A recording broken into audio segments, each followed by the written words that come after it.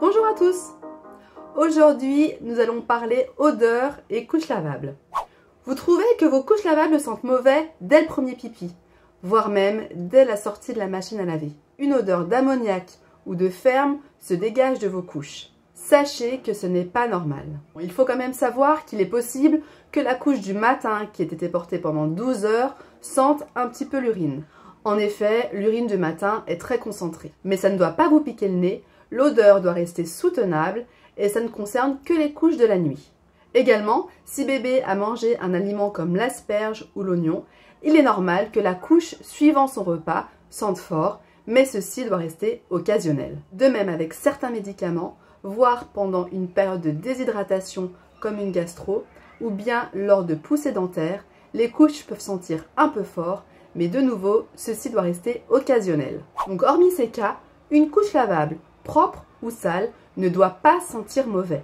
Sauf bien sûr si on la laisse une semaine dans son endroit de stockage, en plein été, en pleine chaleur, là bien sûr, l'odeur pique le nez, comme dans les WC publics.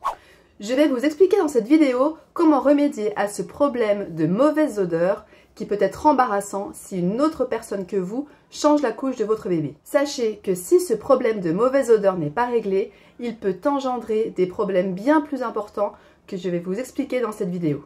Sachez tout d'abord que plusieurs causes peuvent être à l'origine de mauvaises odeurs sur les couches lavables. Des couches encrassées par une lessive qui n'est pas adaptée, des couches qui sont mal lavées, et des couches dont les fibres sont recouvertes de calcaire.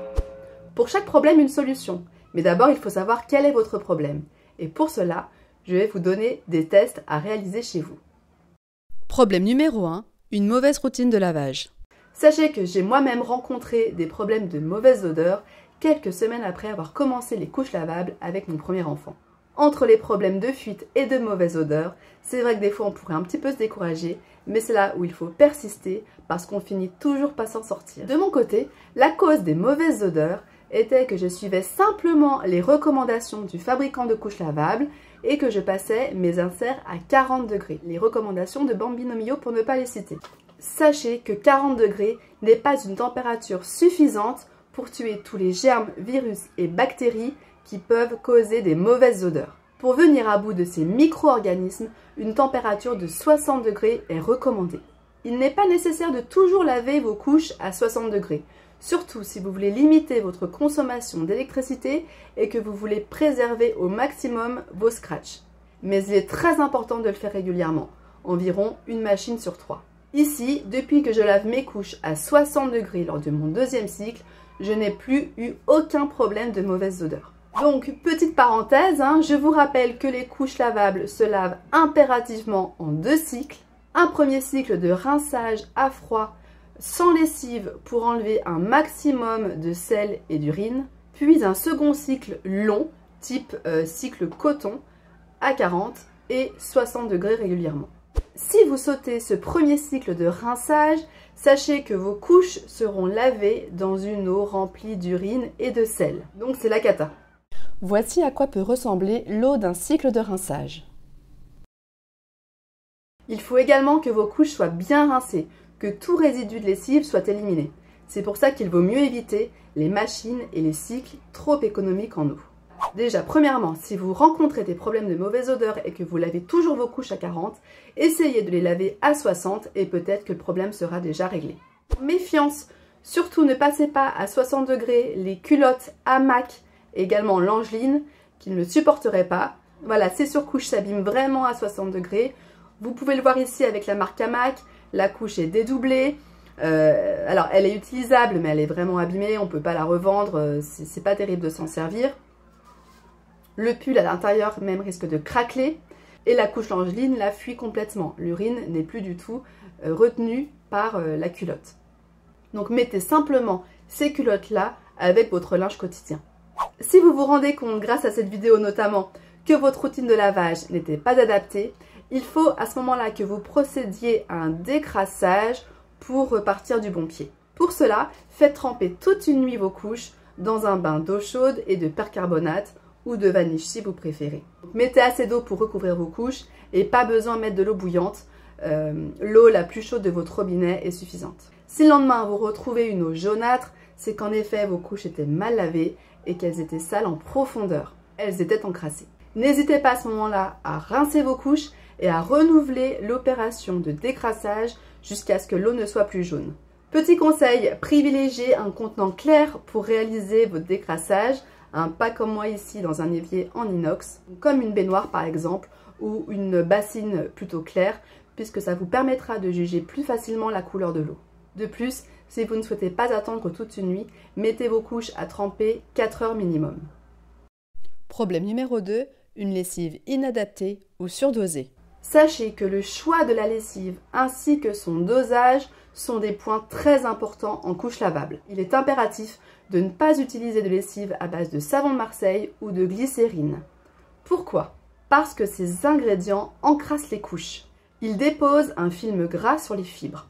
En plus de sentir mauvais, les fibres encrassées deviendront moins absorbantes et occasionneront des rougeurs et des érythèmes sur les fesses de votre bébé. Pour en avoir eu entre les mains, on reconnaît facilement des couches qui sont encrassées par une lessive qui n'est pas adaptée. Malgré mes recommandations, j'ai eu des parents qui ont quand même lavé les couches que je leur louais avec des lessives à base de savon de Marseille, notamment donc des lessives un peu maison. Et à réception, je trouvais les couches grasses. Vraiment, le tissu n'a pas le même aspect qu'habituellement. C'est comme si un film d'huile s'est déposé sur les couches. Vraiment, je sens au toucher qu'elles n'ont pas été lavées correctement. Donc, sachez qu'un encrassement dû à une lessive inadaptée peut vraiment apparaître en quelques semaines. Donc, pour les mêmes raisons que je viens de citer, surtout ne pas utiliser d'adoucissant. Tout comme les lessives à base de glycérine ou de savon de Marseille, je ne recommande pas non plus les lessives faites maison, que je trouve personnellement pas assez efficaces, même si elles sont boostées au percarbonate. J'ai déjà essayé de faire ma propre lessive maison et le résultat n'était vraiment pas concluant. Je vois aussi pas mal de parents galérer avec leur lessive maison puisque leurs couches ne sont pas lavées en profondeur. Et si vous devez laver quelque chose en profondeur, c'est bien les couches lavables. Si vous voulez vous orienter vers une lessive efficace, c'est vrai que moi je conseille souvent les lessives en poudre qui sont plus efficaces et qui se diluent mieux dans de l'eau. Donc pas besoin d'investir dans des grandes marques, les lessives en poudre des marques distributeurs sont très bien. Et si vous souhaitez une lessive plus écologique, vous pouvez partir sur la marque Swapix. Si vous vous rendez compte que vous utilisez une mauvaise lessive, il est important de réaliser le processus de décrassage que je viens d'expliquer pour également repartir du bon pied. En plus du choix de la lessive, le dosage est très important. Vous devez respecter les dosages indiqués sur le paquet de lessive en mode linge très sale. Et à vous d'adapter le dosage selon la dureté de votre eau. Comment connaître la dureté de son eau? Par définition, la dureté définit la teneur en calcaire de votre eau. Plus une eau est dure, plus elle est calcaire, et donc plus il faudra mettre de lessive. Pour connaître la dureté de votre eau, n'hésitez pas à fouiller sur internet, voire à demander à votre mairie, ou bien même d'acheter des bandelettes spécialement prévues à cet effet. Donc tout ça pour dire qu'il est contre-productif de mettre trop de lessive dans votre machine à laver. Beaucoup de personnes pensent que plus on met de lessive, et plus votre linge sera propre, mais pas du tout. En effet, si c'est soirée mousse dans votre machine à laver, le linge sera donc mal rincé et des dépôts de lessive s'incrusteront dans les fibres. Et tout comme avec l'histoire de la glycérine ou du savon de Marseille, les fibres deviendront moins absorbantes et pourront également occasionner des rougeurs et des érythèmes sur les fesses de votre bébé. Comment savoir que j'ai la main lourde et que mes couches sont imbibées de lessive? C'est assez simple finalement. Mettez une couche ou un insert propre dans un saladier avec de l'eau chaude, brassez-la. Si l'eau est transparente et sans bulles comme ici, alors tout va bien. Si l'eau est trouble et savonneuse, voire même que des bulles apparaissent, c'est que vos couches sont gorgées de lessive. Dans ce cas, il faudra multiplier les cycles de rinçage. Pour les prochains lavages, il faudra donc mettre moins de lessive. De plus, si votre machine est très économe en eau, n'hésitez pas, si vous le pouvez, à rajouter des cycles de rinçage pour éliminer vraiment tous les résidus de lessive.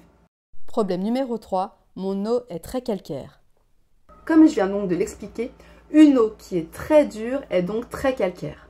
Et malheureusement, le calcaire peut occasionner des problèmes sur les couches lavables.